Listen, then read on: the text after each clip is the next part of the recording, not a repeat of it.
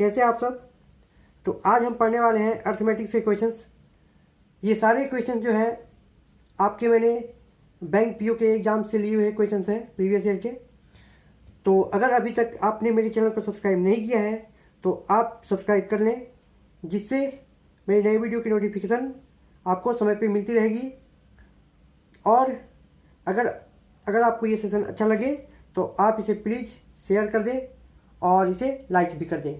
तो चलिए देखते हैं। चलिए स्टूडेंट्स, हमारा देखिए फर्स्ट क्वेश्चन क्या कहता है कि 1500 रुपये की मूल राशि पर 6 वर्ष में उपचित साधारण ब्याज मूल राशि का 3/8 है, तो साधारण ब्याज की दर कितने प्रतिशत प्रतिवर्ष होगी। ठीक है, तो ये क्वेश्चन हमसे पूछा गया। तो देखिए, ऐसे अगर क्वेश्चन आपसे एग्जाम में पूछे जाते हैं तो आप यहाँ पे क्या मानिए, आप यहाँ पे मूलधन को देखिए, मूलधन को यानी पी को क्या मानिए आप एक यूनिट मान लीजिए। ठीक है, इसे 1 यूनिट मान लीजिए। और आपका क्या दिया हुआ है, तो एसआई दिया हुआ है। कितना दिया हुआ है आपका, तो 3/8 दिया हुआ है। ठीक है, 3/8 दिया हुआ है। और देखिए यहाँ पे क्या है, और यहाँ पे क्या दिया हुआ है आपका समय दिया हुआ है, यानी टी दिया हुआ है। टी कितना दिया हुआ है, 6 वर्ष ना, 6 वर्ष दिया है। तो देखिए आपका दर का फॉर्मूला क्या होता है, अगर आपको दर का फॉर्मूला याद है तो क्या होता है, ब्याज इंटू 100 बटा मूलधन यानी पी। ठीक है, पी इंटू समय। ठीक है, पी इंटू टी हो गया। तो यहाँ पे चलिए अब इसे बैठाते हैं हम इस फॉर्मूले पर। देखिए यहाँ पे देखिए आपका पी कितना है, तो अब पी को हमने 1 माना है, और टी कितना है हमारा 6 ईयर्स है, और ब्याज कितना है आपका 3/8 किसका, 100 का ना, 100। चलिए इसे सॉल्व करिए आप। यहाँ पे देखिए कितना होगा, तो ये 3 इंटू आपका हो जाएगा 100, और यहाँ पे हो जाएगा 8 इंटू 6 हो जाएगा। तो चलिए यहाँ से काट लेते हैं हम, तो 3 से 3 2 जा हो गया, और अगर काटना चाहें तो हम 50 हो गया।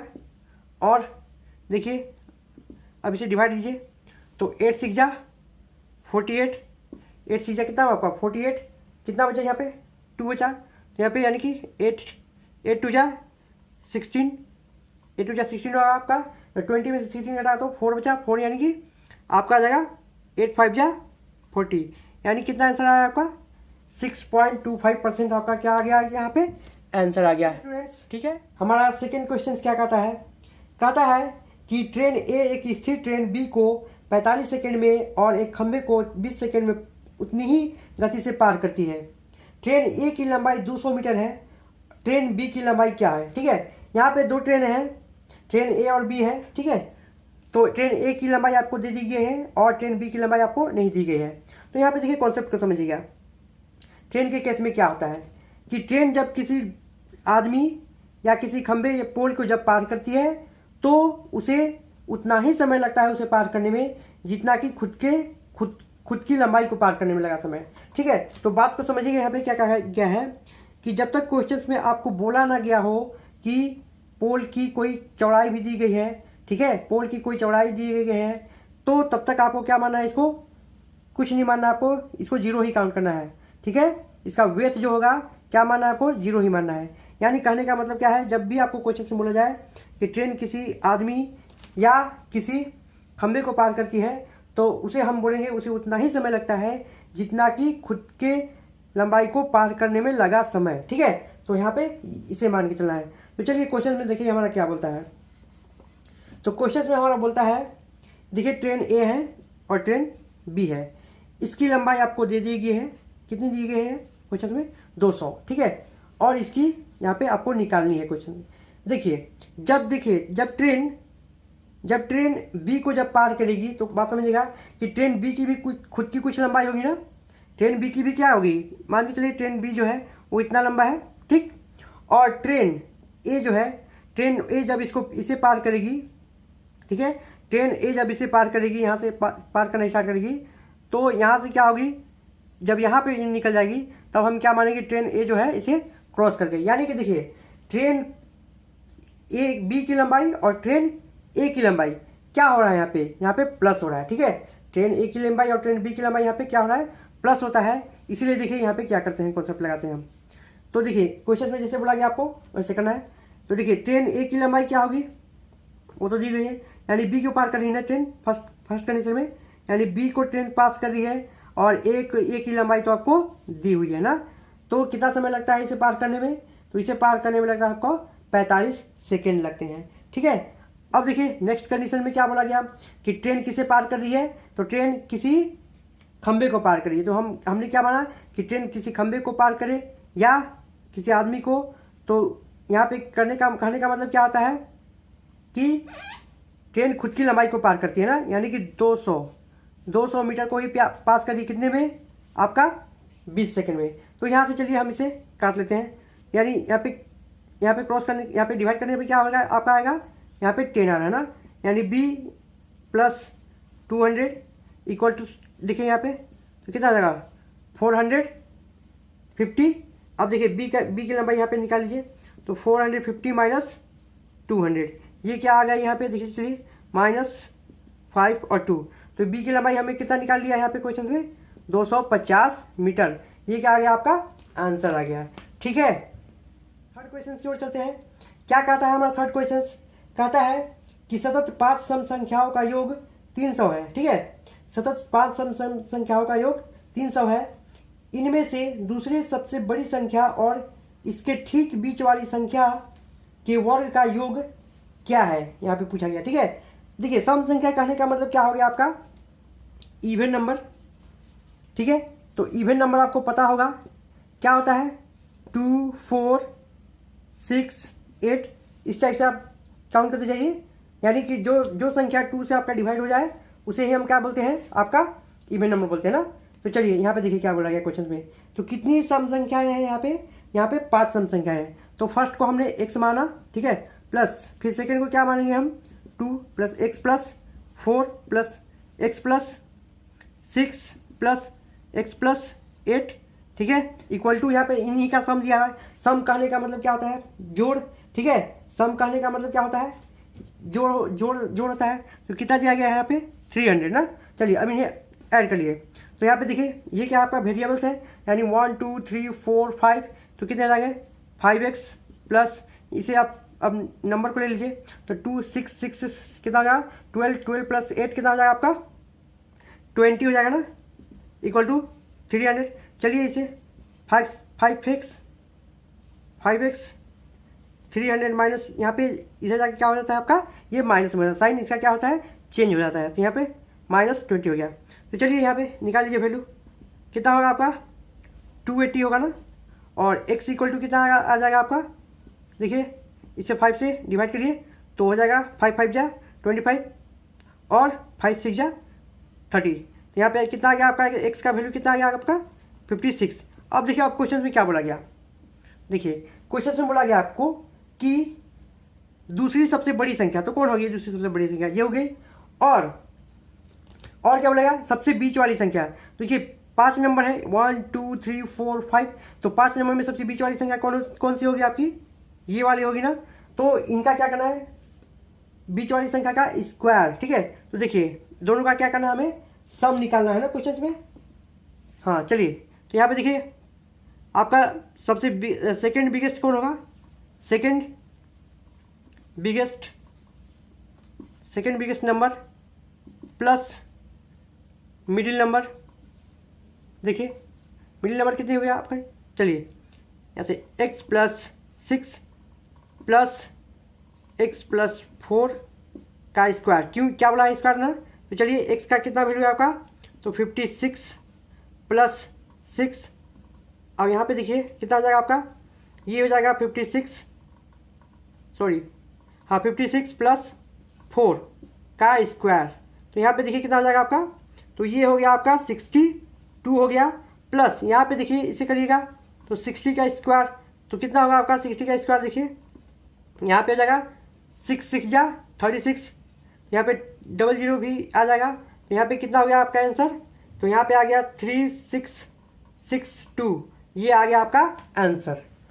ठीक है, आई होप आपको समझ में आया होगा। 30% और 40% है। एक लड़के को 480 अंक मिले और वह 160 अंकों से फेल हो गया।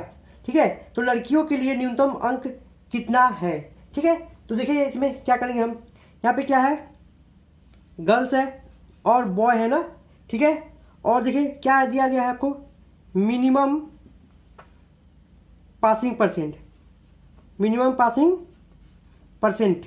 तो देखिए यहाँ पे गर्ल्स और बॉय, देखिए गर्ल्स के लिए कितना दिया गया है एग्जाम में, गर्ल्स के लिए आपको दिया गया है 30%, ठीक है। और बॉय के लिए कितना दिया गया आपको 40%, बात को समझिएगा, ठीक है।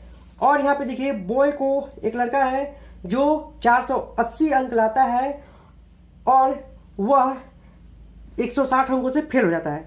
तो कहने का मतलब क्या है, आप इसे देखिए, आप इसे एग्जाम्पल खुद के तौर पे लीजिए। अगर आपने एग्जाम में देखिए आपके 40% मार्क्स क्या है, वो पासिंग के लिए है, ठीक है, वो पासिंग के लिए है, मिनिमम 40 मार्क्स आपको लाने हैं पासिंग के लिए। और आपके जो है कितने आए, 480 अंक आपके आते हैं और आप कितने अंकों से फेल हो जाते हो, ठीक है, आप कितने अंकों से फेल हो जाते हो, तो 160 अंकों से फेल हो जाते हो। तो कहने का मतलब अगर ये 160 अंक आपको मिल जाते हैं, अगर ये 160 अंक आपको मिल जाते हैं तो क्या आपने पास कर जाता ना। यानी कहने का मतलब आपको मिनिमम जो नंबर है एग्जाम में पासिंग के, वो तो मार्क्स आपके अचीव हो जाते हैं। यानी कहने का मतलब देखिए, तो यही मार्क्स इसे नहीं मिला ना, अगर ये मिल जाता तो क्या होता है, ये यहाँ पे पास हो जाता है। तो देखिए अगर हम इसे देखें, यानी कहने का मतलब क्या है, तो 40% के इक्वल टू ही तो होता। आखिर ये जब नंबर इसे मिलता तो क्या होता है यहाँ पे, तो ये कितना बन जाता आपको, ये जो भी नंबर आता है यहाँ पे, इस नंबर को इसमें ऐड करने के बाद कितना था आपको 40% उसका आ जाता है, यानी कि वो पास हो जाता है। चलिए यहाँ पे देखिए क्या करता है, यहाँ पे देखिए 5 9 सॉरी यहाँ पे ऐड करिए 0 4 और यहाँ पे 6, तो कितना हो गया 40% इक्वल टू कितना हो गया आपका 640 नंबर ना। देखिए परसेंट में कितना 40% और नंबर में कितना 640। तो यहाँ पे आप क्या करिए, तो चलिए हमें क्या निकालना है, तो हम क्या यहाँ से एक यूनिट की वैल्यू निकाल सकते हैं। तो यहाँ पे देखिए 0 0 तो यहाँ पे कट जाएगा ना, अब 0 0 कट जाएगा तो देखिए तो यहाँ पे कितने बार में जाएंगे, 1 टाइम में जा रहा है ना, देखिए इसमें डिवाइड दे रहे हैं हम, तो 4 से 1 टाइम, यहाँ पे बचा 2, यानी कि 4 6 जा 24 ना। तो देखिए यहाँ पे कितना आ गया, एक यूनिट की आपकी देखिए 1% की यानी वैल्यू कितनी आ गई आपकी, बात समझिएगा 16। तो यहाँ पे आपको गर्ल्स का क्या बताना है, मिनिमम पासिंग परसेंट। तो क्या हम इसे मिनिमम पासिंग परसेंट, जब 1% की वैल्यू 16 है तो 30% की वैल्यू आपकी कितनी आ जाएगी, तो देखिए कितनी आ जाएगी आपकी 480। ये क्या हो जाएंगे इसके आपके पासिंग। और पांचवा क्वेश्चन क्या कहता है कि राजीव की मासिक आय रीना की मासिक आय का 3/5 है, तो रीना की मासिक आय 32,000 रुपये है, तो राजीव और रीना की मिलकर औसत मासिक आय क्या होगी, ठीक है। तो यहाँ पे देखिए राजीव है, ठीक है, राजीव और है रीना, रीना का जो भी आय है उसका कितना है, इसका 3/5, ठीक है, 3/5। यानी कहने का मतलब क्या है, रीना का जो भी आय है उसका 3/5, यानी कहने का मतलब है हम यहाँ पे ऐसे भी लिख सकते हैं कि देखिए ये टोटल है ना, टोटल किसका, यानी रीना का, ठीक है, रीना का और राजीव का कितना आ जाएगा यहाँ पे 3, यानी हम इसे ऐसे भी लिख सकते हैं कि रीना का कितना होगा 5 यूनिट, तो राजीव का कितना होगा 3 यूनिट। इसका कहने का मतलब ये होता है, ठीक है, रीना का कितना 5 यूनिट और राजीव का कितना 3 यूनिट। तो देखिए 5 यूनिट के बराबर आपको यहाँ पे यूनिट में 5 है और वेतन कितना है इसका 32,000, ठीक है।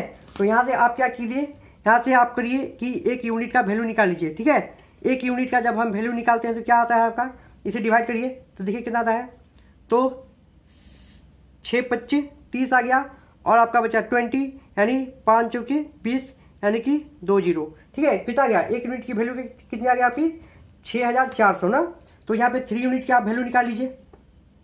जब आप 3 यूनिट की वैल्यू निकाल लेंगे तो देखिए क्या आएगी आपकी, देखिए 3 यूनिट की वैल्यू कितनी आएगी आपकी, तो 3 यूनिट की वैल्यू आपकी, चलिए मल्टीप्लाई करिए, यहाँ पे 2 0 तो हो जाएंगे पहले से, और फिर 3 चौके 12 का 2 हो जाएगा और 6 3 18 18 1 कितना हो जाएगा आपका 9। तो चलिए इसको क्या कहा गया है, हमें एवरेज निकालना है ना।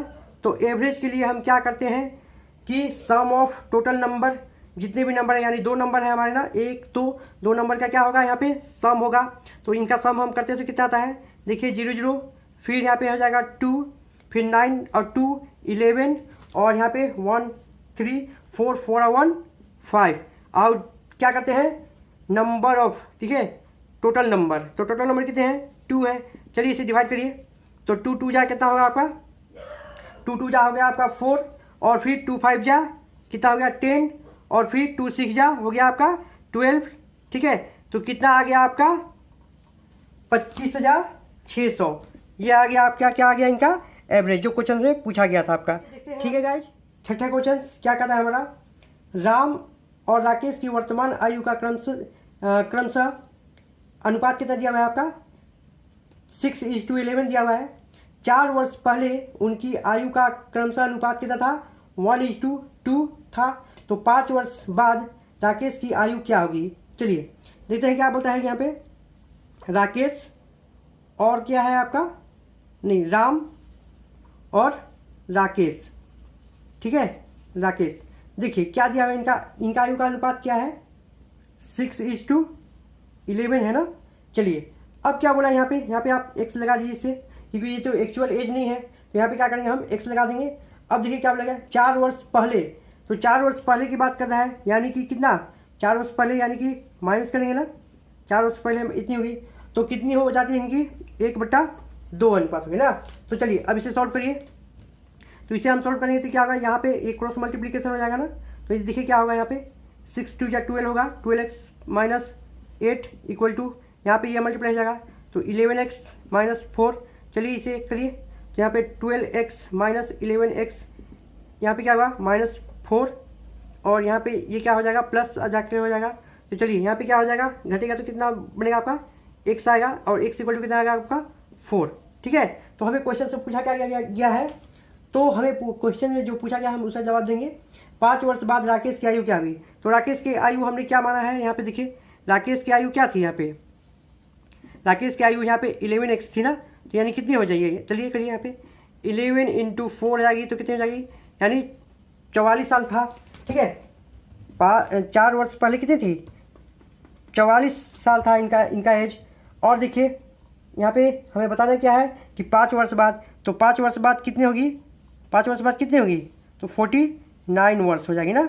तो ये रहा आपका आंसर। तो देखिए स्टूडेंट्स, हमारा 7वां क्वेश्चन क्या कहता है कि प्रदीप ने मोहित से 20% अधिक निवेश किया, मोहित ने रघु से 10% कम निवेश किया।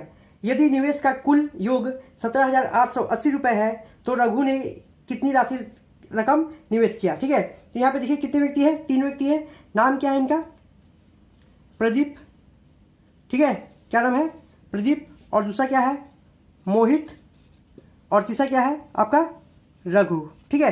तो देखिए यहाँ पे क्या बोला गया, जिसके बारे में आपको कुछ भी नहीं बताया गया है उसे आप 100 मान लीजिए। यहाँ पे देखिए मोहित लास्ट सेकंड वाले में क्या बोलता है कि मोहित ने रघु से 10% कम, यानी रघु के बारे में आपको नहीं बताया गया ना, तो रघु के क्या मानिए आप यहाँ पे 100% मान लीजिए इसका। तो इसका 10% कम कितना होगा आपका 90%। और इसका क्या बोला है यहाँ पे कि प्रदीप ने मोहित से कितना, मोहित से 20% अधिक, यानी कि 90 का 20% अधिक, यानी 100 + 20, ठीक है। तो यहाँ पे कितना हो जाएगा, चलिए इसे काटिए आप, यहाँ पे कितना आ गया आपका 108% आ गया। तो यानी इनका सम दिया गया है आपको क्वेश्चन में, कितना दिया गया है, देखिए इनका सम कितना दिया गया है आपको 17,880, और इनका सम करिए आप, इनका सम कितना होता है आपका, तो सम हम यहाँ पे देख पा रहे हैं कितना होगा आपका 298%। तो 298% के बराबर कितना है आपका 17,880। तो हम यहाँ पे देख रहे हैं ये अप्रॉक्स किसके आसपास है 300 के आसपास है, और अगर हम इस जीरो को हटा दें क्या होगा यहाँ पे ये 1800 के आसपास है ना। तो यहाँ पे देखिए कितने टाइम में जाएगा, तो 18 होगा ना, यानी कि 6 टाइम के आसपास जा रहा है। तो यहाँ पे देखिए तो 1% की वैल्यू क्या आ जाएगी आपकी आ जाएगी 6, और एक जीरो ले लीजिए यानी 60। 1% की वैल्यू कितना आ गया आपकी 60 आ गया है, ठीक है। तो आपको क्वेश्चन से पूछा क्या गया है, तो यहाँ पे पूछा गया है आपकी रघु ने कितना निवेश किया, तो इसके 100% निवेश किया है, यानी कितना 6,000 रुपये क्या किया है ये आपका निवेश किया है ना। ये हो गया आपका आंसर। हमारा लास्ट क्वेश्चन क्या कहता है कि एक खास मूलधन पर 4% प्रतिवर्ष की दर से 5 वर्षों में 2,000 रुपये साधारण ब्याज होता है। उसी मूलधन पर उसी दर से 2 वर्षों में कितना चक्रवृद्धि ब्याज उपचित होगा। ठीक है, तो चलिए यहाँ पे देखिए क्या दिया गया है। आपका दिया गया है रेट जो दिया है कितना 4%। ठीक है, और कितना टाइम में तो 5 साल में। तो 5 सालों में कितना बन जा रहा है ये आपका 2,000 रुपये। 2,000 रुपये क्या है ये आपका ब्याज है। ठीक है, ये आपका SI है। ठीक है, SI। तो देखिए, तो यहाँ पे अगर देखिए हम 4%, अब देखिए सिंपल इंटरेस्ट की बात कर रहे हैं हम जब, तो सिंपल इंटरेस्ट की बात हम जब कर रहे हैं तो सिंपल इंटरेस्ट में आपको होता क्या है, ब्याज जो क्या होता है हर साल इक्वल होते हैं ना, इक्वल मिलते हैं। ठीक है, तो देखिए 5 साल में आपको कितने मिल रहे हैं, यहाँ पे 5 सालों में मिल रहे हैं आपके कितने 2,000। तो आप बताइए आपको 1 साल में कितने मिलेंगे, 1 ईयर में कितने मिलेंगे। तो देखिए, तो आप कहेंगे 400 रुपये। बात सही है ना, 4% यानी देखिए 400 रुपये मिल रहे हैं ना, 400 रुपये मिल रहे हैं यहाँ पे। 1 साल का कितना ब्याज होगा आपका 400 रुपये। अब देखिए यहाँ पे हमें क्या करना है, चक्रवृद्धि ब्याज की जब बात करें तो 2 साल की बात करें है। तो देखिए यानी 4%, देखिए आप 4% यहाँ पे 1 साल में कितना हो रहा है 400। तो देखिए तो यानी कि अगले 1 साल और इसमें सिंपल इंटरेस्ट में ले लीजिए तो कितना हो जाएगा आपका, हो जाएगा 400 रुपये और ले लीजिए इसमें। ठीक है, 400 रुपये और ले लीजिए, यानी कितना टोटल 8% बराबर कितना है 800। ठीक है, 8% इक्वल टू 800। अब देखिए अब CI की हम बात करते हैं। तो CI की जब हम बात करते हैं तो क्या होता है, जब मैंने आपको फॉर्मूला बताया है कि 2 सालों का आपका जब सिंपल इंटरेस्ट निकालना हो, काउंट करना हो, तो क्या फॉर्मूला लगाइएगा R × T। अगर आपने अभी तक CI का मेरा वीडियो नहीं देखा है तो आप उसे जा करके देख ले, मैंने उसका लिंक जो है डिस्क्रिप्शन बॉक्स में दिया हुआ है। ठीक है, तो यहाँ देखिए प्लस R² बाई 100। तो चलिए यहाँ से हम काउंट कर लेते हैं कि कितना आपका क्या हो रहा है, सिंपल इंटरेस्ट आपका जो है ब्याज काउंट होगा। देखिए R कितना आपका 4% ही है ना, और T है कितना आपका 2 ईयर्स है, और प्लस R कितना है आपका 4 का स्क्वायर कर लीजिए, 100 यहाँ पे हो गया आपका। यहाँ पे देखिए 8 प्लस यहाँ पे कितना इसको होगा तो 16 डिवाइडेड बाई 100। तो यहाँ पे आपके कितना मिल रहे हैं, तो 8 प्लस यहाँ पे डिवाइड जब दीजिएगा तो यहाँ पे देखिए 2 जीरो है आपका नीचे में, तो यानी कि क्या होगा दशमलव के बाद भी राइट साइड में आपका 2 ही डिजिट आना चाहिए, यानी कितना बन जाएगा ये आपका इतना बन जाएगा, यानी कि देखिए कितना होगा 8.16%। ये क्या हो गया आपका 2 सालों का ब्याज। अब चलिए हम इसे निकालते हैं।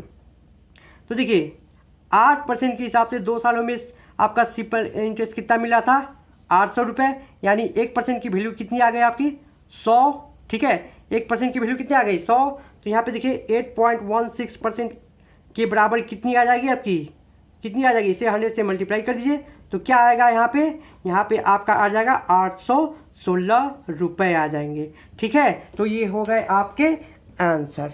ठीक है स्टूडेंट्स, मिलते हैं फिर नेक्स्ट वीडियो में। तो आप मेरे साथ बने रहने के लिए आपको धन्यवाद।